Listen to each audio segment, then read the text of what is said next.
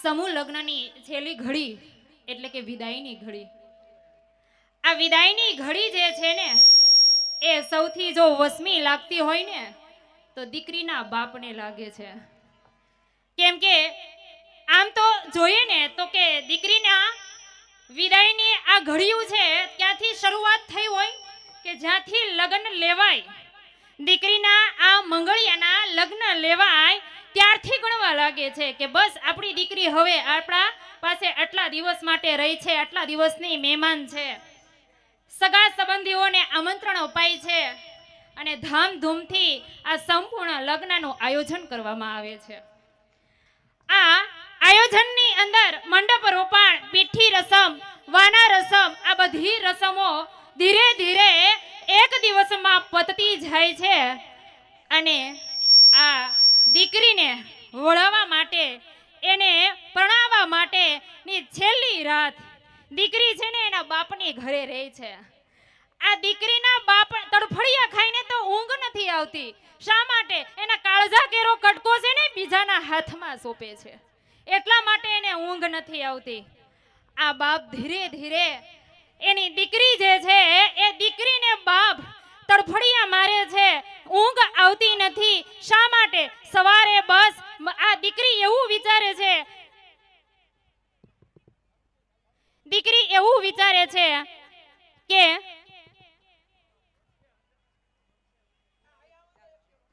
દીકરી એવું વિચારે છે કે મારે આ છેલ્લી ઘડી એટલે કે આ છેલ્લી રાત અહીંયા વિતાવવાની છે અને એનો બાપ સૂતો સૂતો એવું વિચારે છે કે મારી દીકરી જે છે ને એની છેલ્લી ઘડી અને છેલ્લી રાત આ મારી ઘરે વિતાવવાની છે. ધીરે ધીરે આ બાપ અને દીકરીની મનોવ્યથા આ પસાર થતી જાય છે અને ધીમે ધીમે આ રાત છે એ જાણે સમય જે છે એ ઊભો નથી રહેતો, એમ સમય જે છે એ સમય જે આગળ ને આગળ વધતો જાય છે ને સવાર પડે છે. આ સવાર પડવાની સાથે આ જાનૈયાઓનું આગમન થાય છે. ભાઈ અને બહેન એવું વિચારે છે કે મારી બેનની જાન આવવાની છે, મારી બેનની જાનનું આગમન થવાનું છે, એમાં કાંઈ પણ ઉણપ ન રહે, આ જાનૈયાના સ્વાગતમાં કાંઈ ઉણપ ન રહે એવી એ સ્વાગત કરવા માટેની એ બાપ દીકરા બંને જે છે એ તૈયારી કરે છે. ધીરે ધીરે તમે જુઓ તો આ વર પક્ષવાળા જાનૈયાવાળા એ પોતે માંડવે પધારે છે અને માંડવે પધારવાની સાથે એવું કહેવામાં આવે છે, કન્યા પધરાવો સાવધાન. આવું કહેવામાં આવે છે ને ત્યાં તો જાણે દીકરીના પરિવાર ઉપર આફતનું પોટલું બાંધવાની શરૂઆત થઈ ગઈ હોય ને એવું લાગે છે. શરૂઆતમાં તમે જુઓ તો કે કન્યા પધરાવો સાવધાન એને મૂકવા માટે એના ભાઈ ભાભી એના ભાઈઓ એને મૂકવા માટે જાય છે. અહીંયાથી આ સ્ટેજ ઉપરથી એક તમને નોંધ લેવા બાબત એવું કહું છું કે આ દીકરીઓ જે છે એ ખાસ સાંભળજો, તમારા બાપની 1.25 કિલોની જે પાઘડી છે ને કોઈના પગમાં ઉતારવા ન દેતા. કોઈ દિવસ એવું અવળું પગલું ન ભરતા કે જેથી તમારા બાપને કોઈની સામે નમવું પડે. શા માટે નમવું પડે? મારા બાપને શા માટે નમવું પડે? હું ક્યારે એની પાઘડી છે ને કોઈની સામે નમવા નહીં દઉં. આ બાપ જે છે ને એ ધીરે ધીરે એની દીકરીના વળામણા જે છે એને પલ પલ યાદ કરે છે ને તોય એ રડવાનું ચાલુ કરી દે છે અને ધીરે ધીરે એના દીકરીનું પરિણતર જે છે એ ચાલુ થાય છે. હવે એક કન્યાદાન દેવા બેસે છે. કન્યાદાન દેવા બેસે છે એટલે બાપ છે ને એ તમે જો તો એના કદાચ ગમે એટલું થઈ જાય તો બાપ નો રોવે, કદાચ ગમે એટલું થઈ જાય તો બાપ નો રોવે, પણ આજે આ દીકરી જે છે ને એના વળામણાને લીધે બાપ રહ રહ રોવે છે. કેમ કે એના પોતાના કાળજાનો કટકો છે ને એ બીજાને આપી દે છે.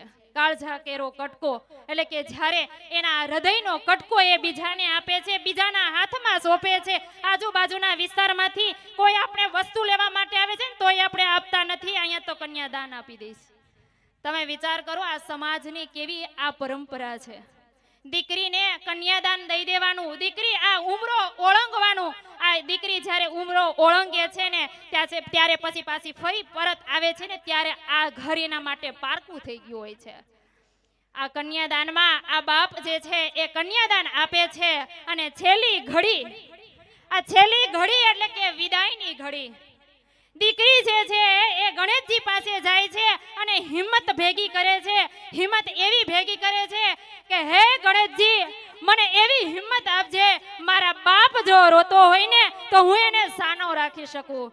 પણ દીકરી અને બાપના સંબંધને અત્યાર સુધી કોઈ એનો આંકડો માંડી નથી શક્યું અને હજુ પણ ભવિષ્યમાં કોઈ માંડી નહીં શકે. કેમ કે આ દીકરી જ્યારે છે એ ઘરની અંદર એની માતાને મળે છે તો જાણે એ પોતે એની બહેનપણીને મળતી હોય ને એમ એ ભેટી પડે છે અને રડી પડે છે કે માં, આજથી આ દીકરી તારી છે, હું તારી દીકરી તરીકે રહી છું, હું આવતીકાલે કોઈની વહુ બનીને જાઉં છું, કોઈની પુત્રવધુ બનીને જાઉં છું, એમ કરીને એ ભેટી પડે છે. દીકરીને જ્યારે એ વળાવવા ટાઈમે તમે જોવો ને તો ઉમરો ઓળંગવા માટે જાય છે. ઉમરા ઓળંગતાની સાથે એક પગ બહાર એક પગ અંદર રાખીને એવું વિચારે છે કે આ ઉમરાની બહારનો પગ છે એ મારા સાસરિયા પક્ષનો છે અને આ અંદરનો પક્ષ જે છે, અંદરનો જે મારો પગ છે ને એ મારા પિયરિયાનો છે. મારે બળજબરીથી આ પિયરિયા વાળો જે પગ છે ને એ ઉપાડીને મારે સાસરિયા પક્ષમાં જવું જોશે. અને દીકરી જે છે એ સાસરિયા પક્ષમાં એ ધીરે ધીરે આગળ વધે છે ને એ કંકુના થાપા મારી દે છે. એ લે બાપ, આ એક અંગૂઠાની નિશાની નહીં પરંતુ આ 10 આંગળીઓની નિશાની તને કરી દઉં છું કે આજથી મારી આ મિલકત ઉપર એક આની પણ મારો ભાગ નથી અને આમાં હું કોઈ દિવસ ભાગ માગી શકીશ નહીં. અને આ જ દીકરીનું બલિદાન છે. આ સમાજમાં આ બલિદાન જે છે એ વખણાય છે.